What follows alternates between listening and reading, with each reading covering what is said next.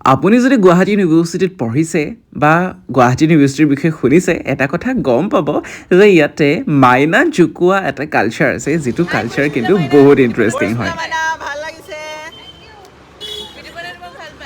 নমস্কাৰ ৰাইজ, মই Bitupan and welcome to a new mini vlog.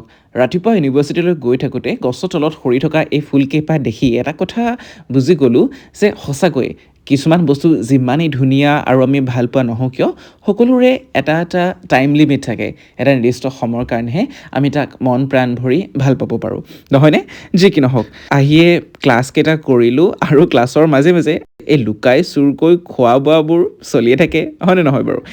তাৰপিছত আমি কেইজন অকণমান ওলাই গ'লোঁ। ইউনিভাৰ্চিটিৰ এইখিনি জেগা আকৌ আমাৰ কেইটাৰ বহুত বেছি প্ৰিয়, কাৰণ ইমান ধুনীয়া নীলা আৰু সেউজীয়াৰ মাজত কিবা নিজকে মহানগৰীত থকা যেন নেলাগে। তাৰপিছতে আমাৰ বন্ধু উদীপ্তই আমাৰ কাৰণে এগাল চিকেন লৈ আহিছিলে, তাকে আমি ভাতৰ লগত খালোঁ আৰু তাৰপিছত মাৰ্কেটত ফালটো কৰি ঘূৰিলোঁ, যিহেতু আমাৰ ক্লাছেছ হোৱা নাছিলে। আৰু তেনেকৈ আজিৰ দিনটোৰ সামৰণি পেলালোঁ। আজিলৈ ভিডিঅ'টো এইখিনিতে সমাপ্ত কৰিছোঁ। কাইলৈ লগ পাম নতুন এটা ভিডিঅ'ৰ সৈতে। আজিলৈ আহিছোঁ, বাই।